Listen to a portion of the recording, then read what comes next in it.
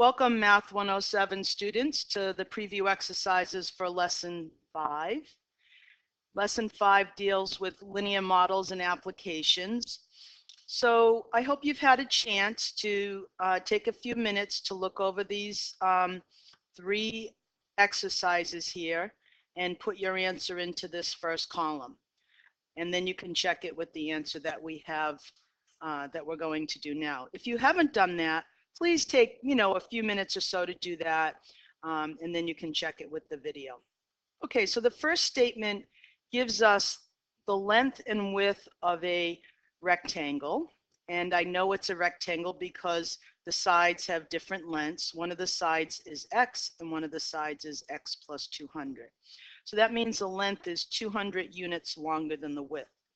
So the first exercise here asks us to write a simplified algebraic expression that models the rectangle's perimeter. So what we have to first recall is what is perimeter of a rectangle.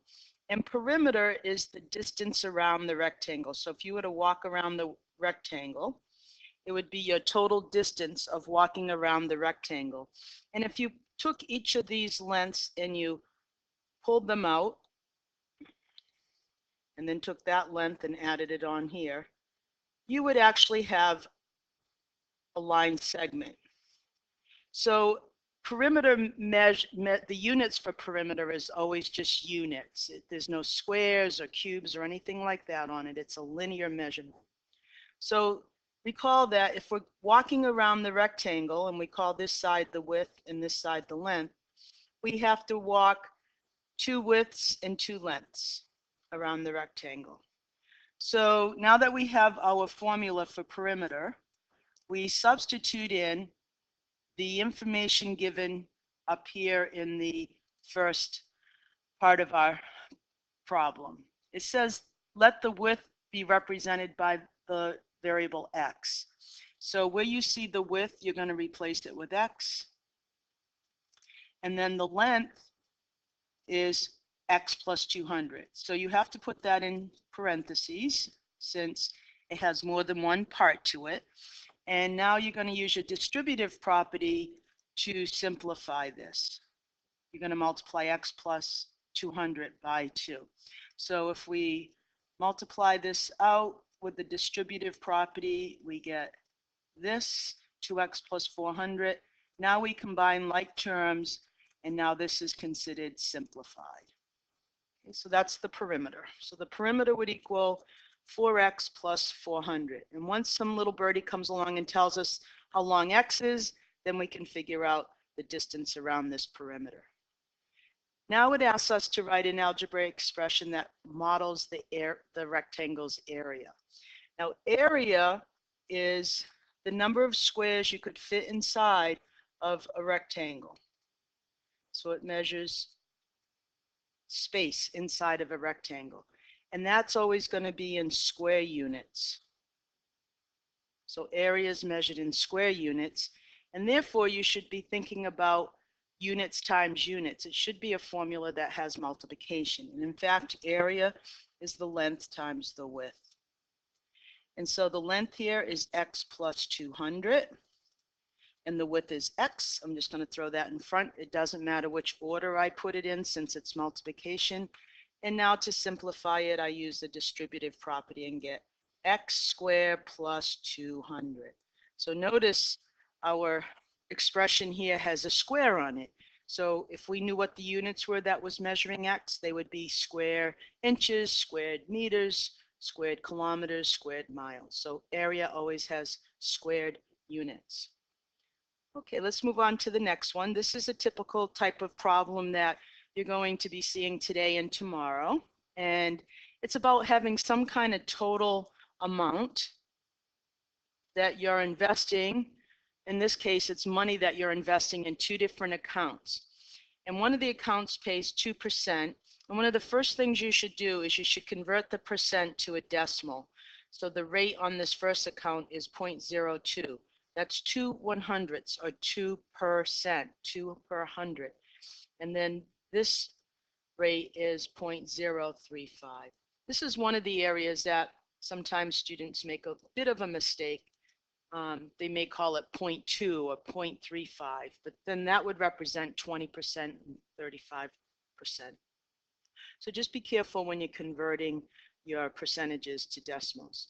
So we're going to let X represent the amount you invested in the 2% account. So this is just the number of dollars. That's all this is, number of dollars that you put in to that account. And now it says write an algebraic expression that represents the amount invested in the other account, all in terms of X. Okay, so here you have this bundle of $3,000. Isn't that nice? You have this big bundle, and you removed X dollars from there. So we got to figure out how to represent the amount that's left.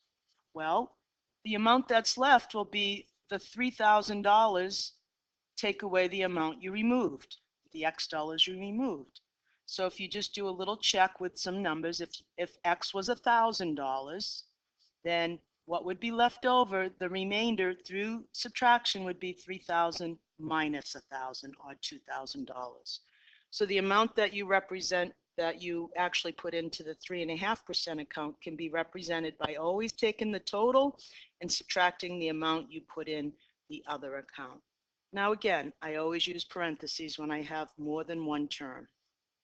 Now represent the amount of interest, annual interest earned on the account paying 2% in terms of X.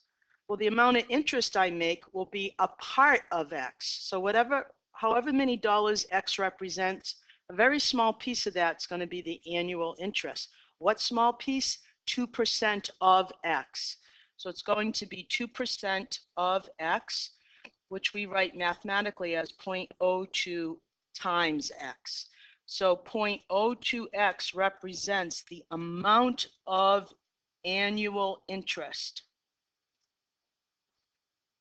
on X dollars.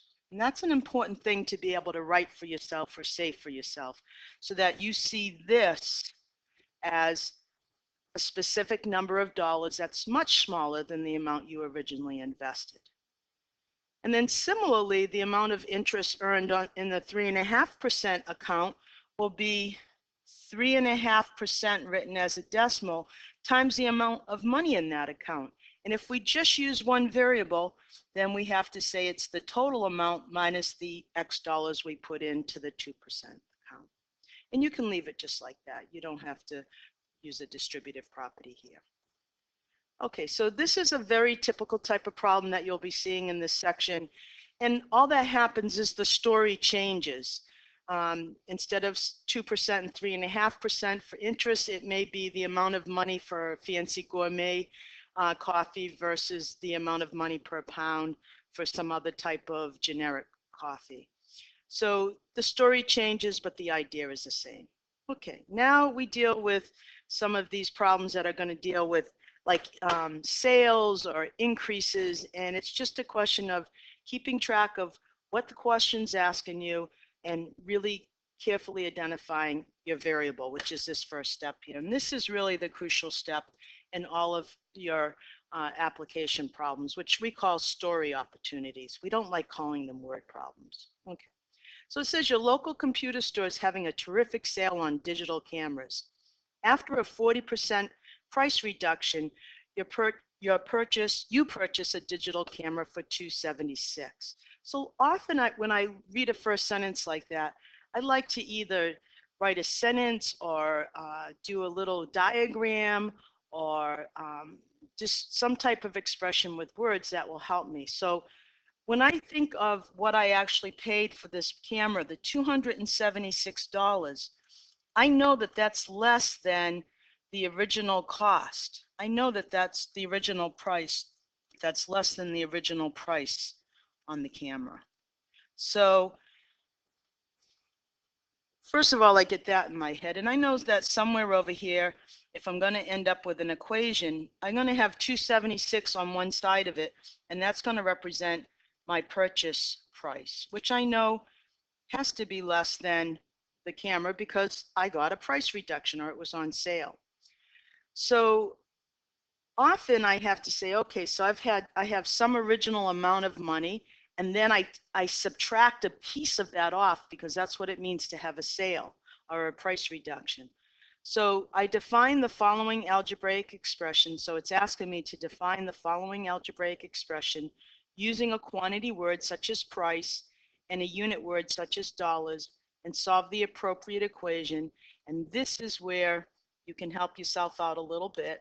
You can always look to see what the problem is asking you to find to help you write what your variable represents. I need to find the original price. So if over here in my little diagram I wrote, I have some original price I don't know, and that's in dollars, and I'm going to subtract from that some percentage off of that original price. Then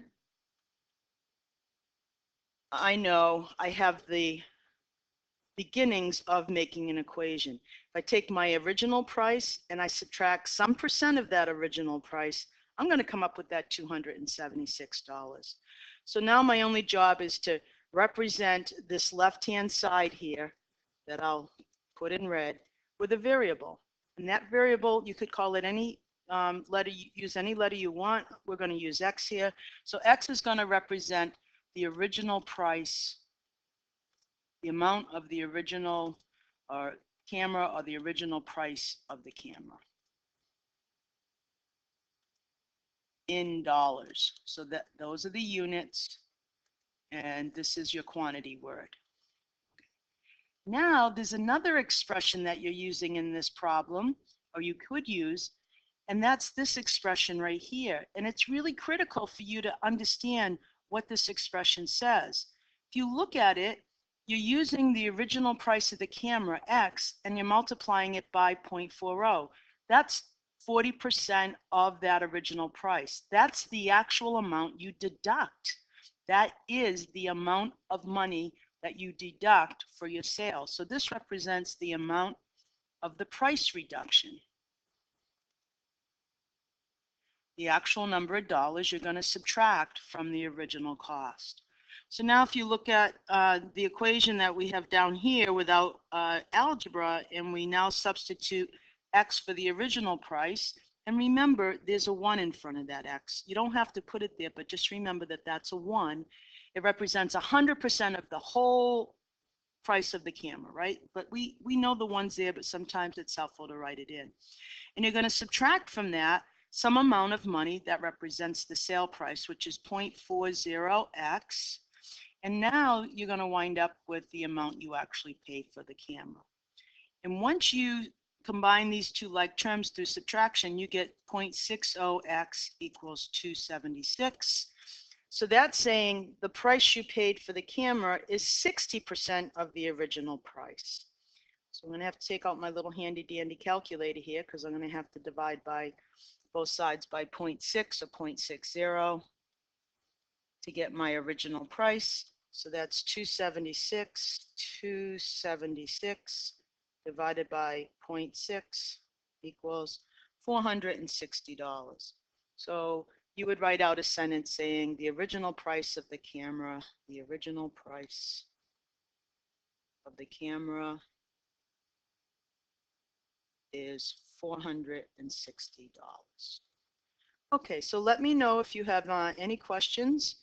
You could always email me or send a message through Moodle, and that's the preview exercises for lesson 5.